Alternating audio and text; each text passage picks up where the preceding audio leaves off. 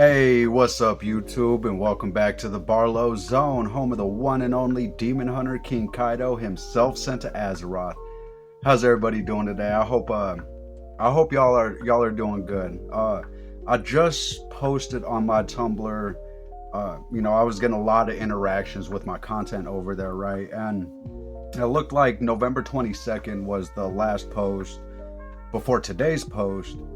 So it looks like about 2 months. I wasn't really sure how long it's been, but it looks like it's been about 2 months since I've been gone. So, like I said in that post, I wanted to come to you guys today for a few reasons. One, I want to give you guys a little bit of a personal update. As I said in my Tumblr post, it might come across as me trying to justify an extended absence. I can be real enough to know that as much as I see it as an explanation of what's been going on in my life, the truth of the matter is it's a justification. I did make the choice to remove myself from social media and from YouTube for a bit because of some things that were going on. And, at the end of the day, I had to realize that, I was getting some interaction, right? I was getting comments, I was getting likes, I was getting people who felt enough about my content that they decided to chime in themselves. And at a certain point I realized I'm kind of being disrespectful to those people by just vanishing, to disappear like a fart in the wind, no explanation given, F off everybody, right? Like that is really rude, to especially as a small channel. I got people spending time from their lives, right? So sorry to rein it back in. This one is unscripted, y'all.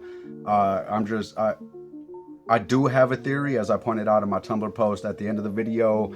I have come up with something kind of tantalizing for us to stick our brains on for a little bit, right? Something I can't believe that hasn't been brought up yet. But anyway, I'm going to do a personal update because there was something in my personal life that affected my decision to remove myself from social media and from YouTube for a while, right? At least to the extent of being a content creator. Now, I was still interacting.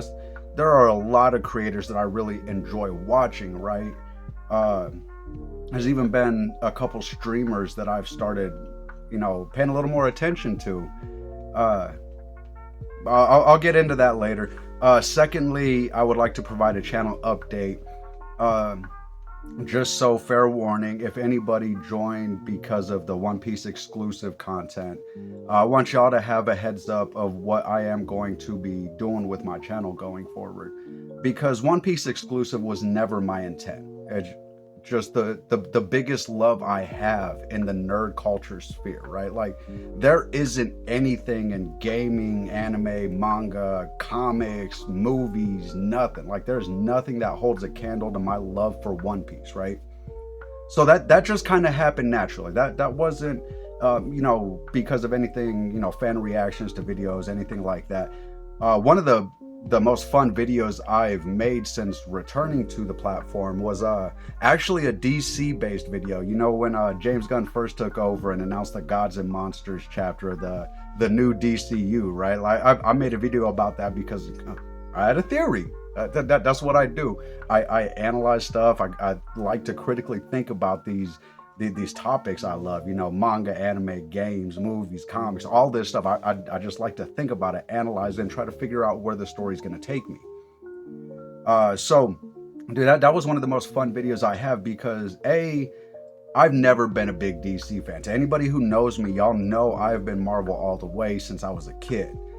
My grandpa, went to visit him. I believe I was like 9-10 years old. Went to visit him for one Christmas, him and my grandma. And dude had the big boxes, right? Like the ones that they have at the comic stores to have everything divided up so you can filter through, look for the comic you want, right? Like, he had easily 20 of those boxes just packed with comics, right? Anyway, on this visit, we get down there, me and Grandpa are talking, and he pulls out a copy of Giant Size X-Men, hands it to me. I read it and I was hooked. Like, the mutants understood me, and I loved it. So anyway, I'm gonna be doing a channel update as well, so y'all know what to expect from Barlo going forward. If I haven't done it already, I am also going to be updating my channel name because the content isn't going to be exclusively surrounding manga anymore. manga and One Piece are going to take up a large portion of my time on the platform. But I want to spread my wings. I want to have fun with my channel like I intended to from the jump. And then finally, because, as I said, my brand is Barlo B Theorizing, I do have a juicy tidbit for us to chew on and think about to end the video, just to make sure I'm being true to who I am, right? So without further ado, let's go ahead and jump into it. I don't know, call it chapter 1 or something. I'll come up with something today. Boom. Personal update. You guys, at least to anybody who has been watching my videos, whether y'all are liking, commenting, whatever, to anybody who's been watching my videos, you may remember in one of my last videos, I was mentioning how excited I was. I'd had an interview. I was really feeling good about the opportunity at this particular job, right? And then I just kind of disappeared for a while, right? I feel like it'd be safe to assume for people to think that I got the job and I've been, investing my time in that, right? Trying to make sure I'm locking it down, getting some money flowing in. And as much as I'd like to tell you guys that's the case, that's not what happened. As much as I felt like, it was going to happen, as much as I felt like, yeah, that this is going to be a good fit for me and for the company. This is something that could be long-term going forward. I'm working in a field I've always loved, which is cooking. It didn't play out. And for a little bit of extra information about Barlo, right? I do not like the Christmas holiday season. I don't. I have good memories as a child of Christmas. I remember getting one of those, what are they, the Spider-Man web flingers, right? When I was like, 10, 11 years old. Monster trucks, video games. I believe I got my first PlayStation as a Christmas gift. So it's not that I don't like the holidays because of bad memories. I guess for lack of a better explanation, and I'm not going to elaborate on this, I firmly believe that the way I feel about any given holiday or anything is on me. If somebody decides to, say join my Discord or hit me up on Tumblr or X or whatever, like, hey, Barlo, what's going on? Why you hating on Christmas, fam? Like, I might provide a brief explanation there. But that's more so because that is much more out of the public spotlight and a little more akin to a one-on-one conversation. Now, I realize those are all public platforms. Anybody could stumble on that information. And it's like, okay, cool. You know what? If you're a fan or a hater or whatever, if you're interacting with my content and you want these explanations I'm not providing in video, hey, man, like, go find it. It's out there. This is the internet, man. Nothing is hideable. Like, it's just a fact, right? Like, everything's out there forever now, right? So, if y'all gonna find it, y'all gonna find it. But I'm not gonna voice my opinion in video format because to me, it almost feels like trying to coerce somebody into feeling the same way as you are. So, I'll say I don't like Christmas for what could best be described as political reasons, I suppose. I don't know. Again, I'm not going to go into it. So the fact that this holiday season that I'm just not a fan of, coupled with the rejection from a job that, I was anxious to start, I was looking forward to getting into in a field I've always loved and been passionate about. Like, guys, y'all understand, I've got like 2-3 years of college under my belt. I was going to study chemistry, but I was also working part-time at the college's cafeteria. And it just dawned on me one day, right? As much as I really love studying and researching and science and space and chemistry and all this, right? It wasn't something I wanted to do for a living. I loved cooking. Like, this is one of the things I've always told people since my early 20s in interviews, right? Like, because inevitably the question comes up, why do you want to work for the company? For me, the best feeling in the world is knowing somebody left my store with a full belly and a smile on their face. They might have come in having the crappiest day imaginable, right? Like that Liberty Mutual commercial where dude's all happy and then a boot swerps in, takes a sandwich, another one comes in and takes the burgers. Oh, this is a crap day. Like, that they could be having one of them kind of days, right? Where like the universe is against them. They came in, they ate my food, they were happy for 10, 15 minutes. just describing that gave me tingles, y'all. Just so y'all have an explanation of what I just felt. Like that gave me tingles. That's how I feel about cooking, right? Like, and to be rejected like that, especially for an opportunity. See, because I had vocalized during the interview that because it was a job I was looking to return to. I had vocalized in the interview that, I understand. I've been here before. I'm coming back. I'm not expecting to start at the pay I was getting. I'm not expecting to start at the position I was in. I'm willing to be a dishwasher and earn my keep back up to the kitchen, right? Like, I did everything I could. I let them know that I was looking into, finding a therapist or a psychiatrist or somebody to talk to help me figure out what's going on that made it difficult for me to hold down a job. Like, I was transparent. I was open. I've made concessions. And I still didn't get that call back. Even after 2 weeks, dude, like 2 weeks, I spent, walking up there every other day, calling in between. Like, I was bugging these people. I was making it clear I wanted to work. And, to be rejected like that, at that time of year, it did a number on me. All right, hey, sorry about the cut, y'all. The heater came on and that mofo is loud. I didn't want to have to try and compete with talking over that. But I'll go ahead and just real quick, I'll wrap up the personal section because I want to get onto the channel update and then the theory at the end because, man, I love theory crafting. But anyway, because of, not getting the call back to start work, coupled with the holidays and everything, it was all really starting to wear on my mind. And I decided, again, this is me admitting that this was where my disrespect for my community started and why I feel like I needed to make this video as a comeback to apologize to everybody. I made the choice that because I wouldn't be able to bring this smile to every video, it was best for me to step back. I call out Liam, right? Like, I've done it a few times. I have no ill will towards the man. Again, he was one of the bigger influences behind me deciding to put my own voice into the community, right? I have massive respect for the man, and there's only one thing I ever call him out on, and if he ever decides he wants to have that conversation, I'd be more than willing to have it with him, right?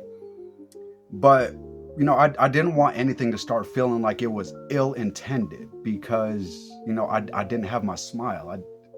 As much as theory crafting is part of my brand, my disposition, right? The way that this smile also, I also want this to be part of my brand. I want people to come to interact with my content, not only to expand the way they're thinking about, some of their favorite media or games or whatever, but I want them to do it in a way that makes them happy and makes the people they interact with happy about, what's being said.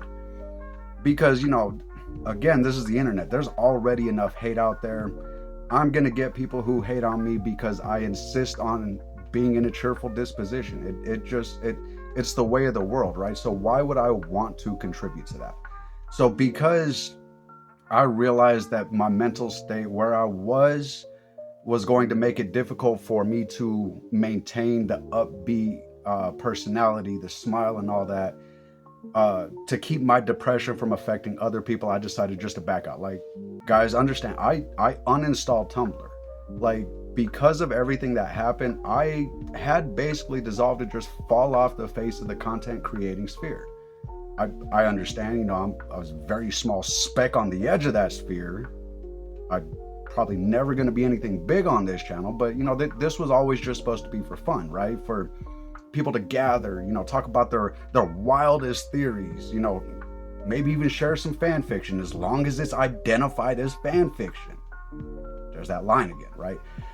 But anyway, let's move on. I don't know, I'll probably chapter 2. I don't know what I'm gonna call him yet. Again, this is all raw. Channel update, gonna be the next section. I mentioned it in my Tumblr post. I wanted to tweak a few things. I mentioned it in my intro. More specifically, I wanted to branch out from being solely focused on One Piece, right? Now, again, I'm gonna go ahead and take a few minutes to break it down what my plan is going forward for my channel interacting with One Piece and communities in general. For one, I am still going to be doing my chapter reaction videos. Again, I do not do chapter reviews. Some of them have gotten a bit longer, a lot of details, a lot of stuff to react to. My intention is not to break down and try to influence how people are reading the chapter. My intention with my chapter reactions is just, hey guys, this just happened and that's what it got me thinking about. That's it. I'm going to continue to do that. On off weeks, the weeks where we're not getting a fresh chapter, I will still fill that slot with something One Piece related. Whether, I'm cooking a big theory, whether I've got ideas for where the next chapter might go, maybe even just what the last chapter elaborated on that might give clarity to something to come or something that already happened, right? So you can continue to expect a chapter reaction or One Piece video on Fridays or Saturdays, when the scanlations come out. But aside from that, I am probably going to limit myself to 2 to 3 videos a week. I know that's only like one less than I was doing, right? Like I was trying to do every other day, every 3 days, every 4 maximum, whatever. Like, so the release schedule might not change, but as far as what that other video or 2 per week will be, well, that's just going to depend on the state of nerd culture, right? Like you guys might notice, I got to keep fixing my shirt. Sorry, I was sweating. We finally got our first real snow of the season, so I had to go do some shoveling this morning. Shirt's a little loose, but you guys might notice it's a Star Wars shirt, right? To be clear, Trek, 100% to the end of my dying days. I will argue about that. We got more movies, we got more TV shows, we got more consistent canon. I like Star Wars too, though, right? They're 2 very different niches. I like the old way it was described. Although I feel like I remember it backwards, and I've always felt it backwards. Like, to me, Star Wars is the space spaghetti western, whereas Star Trek is the space opera, right? Like they deal with space, but that's really where their connections start to fall apart, right? But anyway, to that end, I might cover something that's come up in Star Wars. I might cover something that's come up in Star Trek. As soon as I get to, I'm hoping to get the Amazon sub back because, dude, Fallout Season 2 has been bananas. In fact, I think my next video is actually going to be a Fallout video. And that's kind of what I want to get across, right? Like, One Piece isn't my only love. One Piece isn't the only thing I feel passionately about. Heck, man, anime and manga isn't the only thing I feel passionate about, right? Some of y'all who may have been around since I first came back to the platform, right? After that year hiatus, I've been over that one. But some of y'all might remember one of the first things I really wanted to talk about was a World of Warcraft theory. I'm real big on gaming. I play Dota. Like, it has become my main game now and a source of relaxation for me because of the amount of critical thinking and the way it puts my brain to work, right? Like, it's peaceful. Like, it focuses everything up there into something that needs its full attention. So I want my channel to be what it was initially intended to be, right? Just a space for me to talk about everything I love. But to be clear, I am still going to do at least 1 video per week exclusively about One Piece. It is my biggest love, after all. Very few things, and of which all of them are people, rank higher on my list than One Piece. So I am still going to be interacting with that. Barlo be theorizing is still going to be, spending most of his time trying to figure out where this story is taking us, right? Oh man, that reminds me of it. You know what? I'm gonna drop a quick bonus theory real quick for you guys, because I had a thought the other night about One Piece. What if we never learn Luffy's dream? Because do we need to? Is that the point of the story? I don't know. Maybe it's just me, but the point of the story has always felt like okay, finish the thought. The point of the story has always to me felt like an attempt to show what world peace might be. And to that end, what caused the thought is, I was thinking about the comment Oda made about what Luffy's dream is, right? Being the most childish dream imaginable. And world peace, man. Unless you were born the Joker or Emu or, just one of the most wicked, evil people ever in history, which I do not believe. Like, I don't care how bad you think you are, there is a glimmer in there. I mean, come on, if Buddha can find a glimmer of hope in Zerofuku, you have a glimmer of hope. Believe me, you are not an evil, vile person. So, to that end, man, every kid has imagined what it would be like to be the one to help bring peace to the world, right? It could definably be seen as the most childish dream imaginable. So, what if we never learn Luffy's dream? I can't say I'd be butthurt about it. It's never felt like the point of the story. Yeah, Luffy has announced it to some people. We've never gotten to hear what it is. All we get is, oh, I'm going to be king of the pirates. And, hey, good on you, man. That 100% comes from Naruto. I've mentioned it before. Oda and Kishimoto were both junior mangaka on Rurouni Kenshin. They are friends. They no doubt bounced ideas off each other back then, right? But let's go ahead. That's pretty much all for the channel update. As I kind of teased for you guys, that was just a bonus theory there. Feel free to comment on it if you want. This is the one that I really feel like could deserve some brain power from people, right? Because we just got done with the God Valley flashback, right? Oh man, my playtime changed. Sorry, I got Dota open on my computer. We just got back from the God Valley flashback, right? We learned so much about, dude, 2 handfuls of characters. Like, we probably got elaborate lore on just about 10 characters. And I'm not talking about the Rocks group. We got some on them. Some of them are listed on that 10 characters, but we got a lot of information, right? But notably, my biggest takeaway from the God Valley flashback is Oda continues to push this agenda where it seems like Davy Jones and Joy Boy are different people, right? Again, could just be me. I am going to elaborate on this though, because unless both characters are necessary to the conclusion of the story, then why is Oda spending so much time that he could be invested in the crew or Nika or Joy Boy specifically or Luffy? Like, this time that, if unnecessary, could be better spent somewhere else. I don't think anybody has ever claimed that Eiichiro Oda is a crap writer. Ever. Not once. Like, I mean, come on. This story was supposed to last a few years and has become an almost 30-year sensation.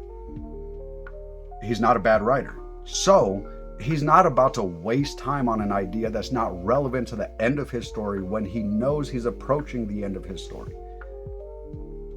And then I got to thinking about, okay, so Luffy is here and now. He's not going to care. Look, Luffy has never once cared about what used to be, what happened in the past, what is going to happen in the future. Luffy lives in the moment. He lives for now. He lives to protect his friends, right? Luffy doesn't care about this story. There are people that will, because obviously I've been an advocate, vocal advocate for Marshall D. Teach, right? That's why the name of the channel is going to be switched to Marshall D. Barlo. It's also my screen name. If I play a game, I'm called Marshall D. Barlow in that game now. So, you guys play Dota, hit me up on Steam, Marshall D. Barlow. That really is about the only game I'm playing online right now, though. I don't know. Hit me up. What are you guys playing? Not a fan of first-person shooters. I'm not going to get into Deadlock as much as I like watching the gameplay. It is not my brand. Anyway, so what is this theory, right? If Luffy doesn't care about what happened in the past, his crew most likely also isn't going to care. I mean, Robin's going to care a little bit. Frankie's learning some, showing some interest. But for the most part, the crew is going to support Luffy. Like, hey, man, the past is the past. It's dead for a reason. But what about Law? What about Kid? What about Marco? What about all these other adjacent pirates that we understand as allies to Luffy? What about all these people, right? Wouldn't at least some of them care about the story? Wouldn't at least some of them like to understand why things are happening the way they were? I feel pretty safe in saying Law at least would. And then it dawned on me. Oda's already set this up, because the last time we saw Marco and Stussy being a character we now know was an integral part of the Rocks Pirates, they were on their way to Impel Down for Impel Down 2.0 Marco Boogaloo. I'll take that back. That was terrible. Anyway, in order to give, I can't remember what the name of the island is, but I remember that the island that Whitebeard was protecting, the one that Marco ended up going to, the one Weevil trashed, it was the furthest south of any of the islands past Wano. So theoretically, I mean, unless they're going to finish a lap of the world to get to Impel Down, they need to go past Wano to get to Impel Down, which is where Law and Beppo just ended up. Now, Law, having just been thrashed by Blackbeard, might be like, nah, okay, this guy's a problem. He manipulated me before, he just trashed me now. This dude needs to be taken care of. But then Marco and Stussy show up, right? Because as much as I'm an advocate, as much as I realize all Teach needs to do is realize he needs help, ask for it, and offer Luffy a meal, I do think there is going to need to be a bridge. And all of these people adjacent to Luffy are all of a sudden kind of being framed along with other Rocks pirates. So is it the Grand Fleet that is going to act as the bridge to bring Joy Boy and Davy D. Jones together for this final war? Or is the inheritor of Davy D. Jones' will gonna have that thought where he's all, no, I need Joy Boy? Can they put their historical beef aside long enough to save this world, right? And I think Marco and Stussy having to go by Wano, Marco at least is on good terms with these people. There's very little reason for Momonosuke to say, no, Marco, you can't come back up here.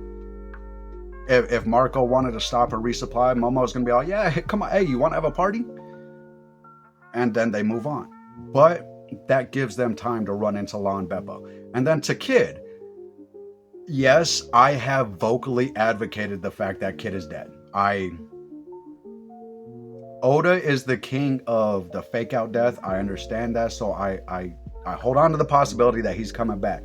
And in that vein, I want to talk about where he's at, because who on Elbaf would save Kid in that moment?